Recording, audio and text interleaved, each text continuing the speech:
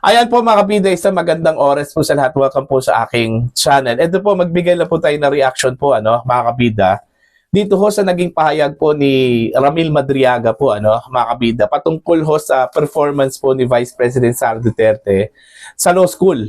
Okay? Ito yung naging pahayag po niya kahapon, sa ginawang House Committee on Justice hearing po, patungkol ho sa impeachment complaints laban po sa Vice Presidente, mga kabida. Star witness po, ito kong si Madriaga po kahapon, ng Committee on Justice, po. Alright?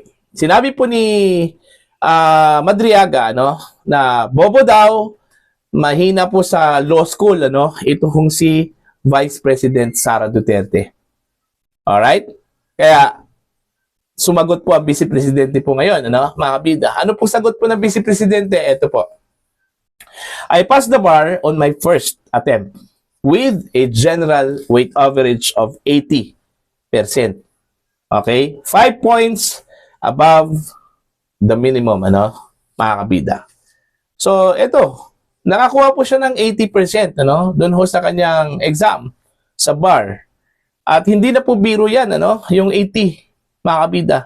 Kasi po, mahirap po ang bar exam. Alam niyo mga kabida, hindi ka basta-basta kung makapasa sa bar kung wala ka dito. Alright? Hindi ka basta-basta makapasa ng bar exam kung mahina ka mga kabida. Okay? Lalong-lalo na po sa argument at saka sa essay. Kasi po, ang bar exam ay essay lahat mga kabida. Hindi ho katulad ng ibang mga professional examination or licensure examination, mga kabida.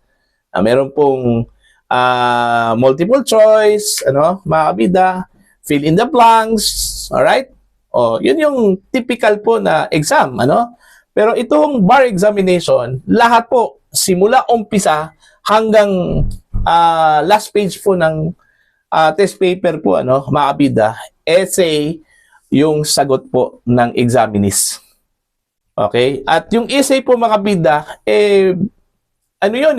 kumbaga build up po ng kaso yan. Alright?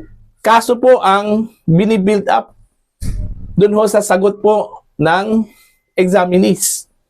Alright? Kaya nga, hindi pa ako naniniwala dito sa sinabi po ni Madriaga, na bobo, mahina ito kung si Sara Duterte. Kasi kung bobo po si Sara Duterte, sana bagsak yan. Lagpak yan si Sara Duterte sa kanyang first attempt, one take lang.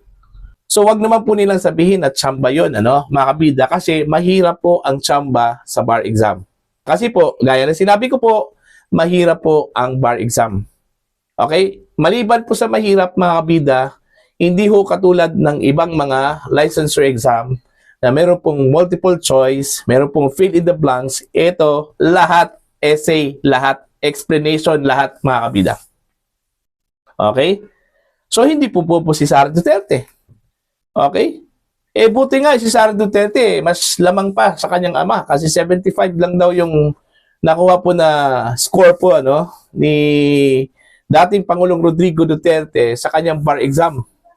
Alright? Samantalang si Sara Duterte, 80 po, mga kabida. 5 points higher dun ho sa minimum. Okay? So, ano sa tingin po ninyo, mga kabida? Malinaw po na gawa-gawa lang talaga, ni Ramil Madriaga, yung kanya kong mga sinabi po, okay? Sa House Committee hearing po kahapon, mga kabida. Tsaka dami hong mga butas Lahat ng mga sinabi po niya mga kabida kahapon, walang mga supporting documents, Walang corroborative statements, mula sa ibang mga personalidad Okay? So paano ho maniniwala po ang tao, diyan sa kanyang mga sinabi, mga kabida. Iba kasi mga kabida kung puro salita, wala hong ebidensya, kaysa salita plus ebidensya. Pero ang nangyari po kahapon, wala Okay? Parang it's a mere scratch of paper po, mga kabida. Buti pa nga yung papel, okay? Pwede pang i-scratch. Pero yung kanyang sinabi po kahapon, wala Okay? Laway lang po yung kapital po, mga kabida, ni Madriaga po kahapon. Tapos with matching iyak-iyak pa, no? Okay? Emotional moment. 'Di ba? So, at least, sa nangyari po kahapon, mga kabida, na booking po, na mahina po, na witness, ito hong si Madriaga, Alright? Kagaya ng sinabi po ni Congressman Rufus Rodriguez, kung naalala po ninyo, mga kabida, sa isang pagdinig po ng House Committee on Justice, sinabi po niya na si Madriaga daw ay isang polluted witness. Ibig sabihin po, hindi ho mapagkatiwalaan po, mga kabida, hindi po credible. Alright? Yan po yung polluted witness po, mga kabida. Do you think naniniwala po ang taong bayan po kahapon, Okay, doon ho kay Madriaga, mga kabida. Gaya na sinabi ko po, ang dami hong butas po kahapon. Alright, meron pa pong isa, kiniklaim po niya na nagbigay daw siya, ng painting, kay Vice President Sara Duterte. Pinakita pa po yung painting. Naku po, umalma po yung may-ari po, ng painting na yon. Ang sabit po niya, mga kabida, akin yan! Okay, binigay ko yan kay Sara Duterte, noong 2021 bilang regalo. Paano yan, mga kabida? Meron pong nag-claim na sa kanya yon, hindi ho kay Madriaga yon, mga kabida. Kasi ang sabi kasi ni Madriaga, na ginawa daw yung painting na yon, okay, ng kanyang scholar mula sa Laguna. At yun daw yung ibinigay po niya kay Sara Duterte bilang regalo po, mga kabida. Which is, sa totoo lang po, pagmamay-ari po yon ni Tanya Gaisano Lee. Okay? Isa hong artist po, mga kabida, mula sa Davao City, binigay po niya kay Sara Duterte noong 2021 po. So, paano ho nagkaroon po ng painting ito hong si Ramil Madriaga, mga kabida, nagawa daw ng kanyang scholar.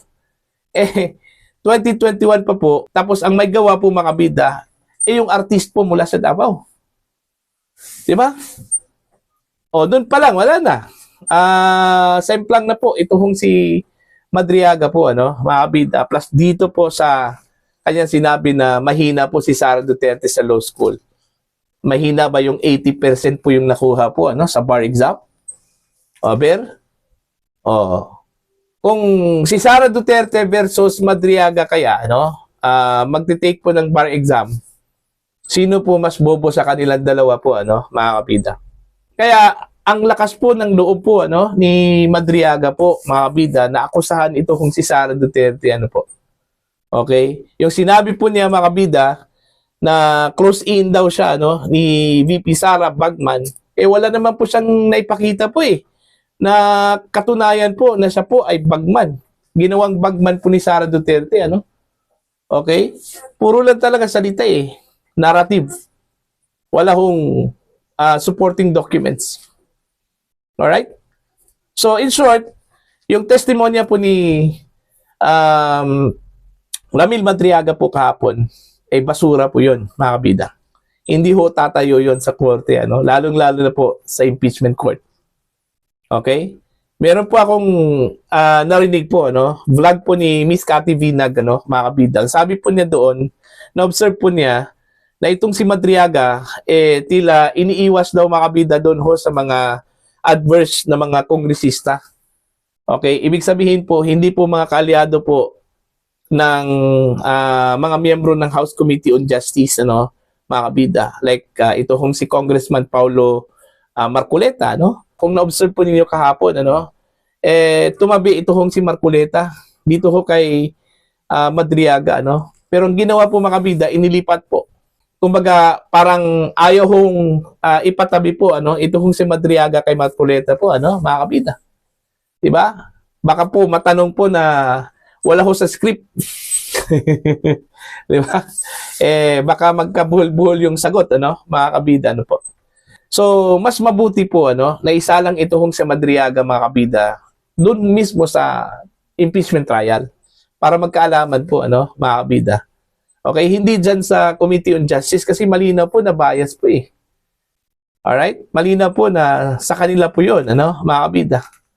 Okay, alam naman po ng lahat yung intention talaga ng Committee on Justice.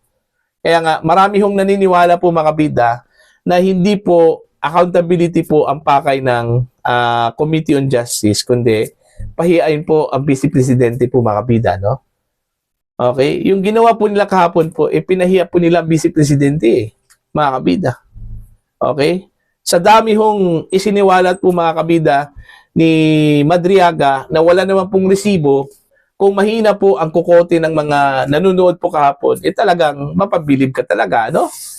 Mapaniwala ka talaga na tama yung sinabi po, totoo yung sinabi po ni Madriaga, no? Pero if you are a critical thinker, okay, busisihin mo yung mga sinabi po niya at walang mga supporting documents, wala talaga yon, sasabihin mo talaga mga kabida na basura yung statement na yon, yung testimony na yon, po. Okay, so pahiya ho dito si Madriaga po, mga kabida, na sinabing bobo itong si Sara Duterte, mahina sa law school, naglabas po ng resibo. O si Sara Duterte, 80 po ang nakuha po niya, mga kabida, above minimum. Alright, above average po mga kabida, po. See? So next time, do the research at para ho hindi mapahiya po mga kabida, katulad po sa ginawa ni Sara Duterte po kay Madriaga. So dito pa lang, wagi na po, si Sara Duterte mga kabida. Laban ho dito kay Ramil Madriaga. Para ho sa inyo komento at pananaw po, please comment down. Sa mga hindi pa po subscriber po sa aking channel, please subscribe. Just click the subscribe button, click the notification bell, click all para updated po kayo mga kabida sa aking mga uploads. Maraming salamat po sa inyo lahat.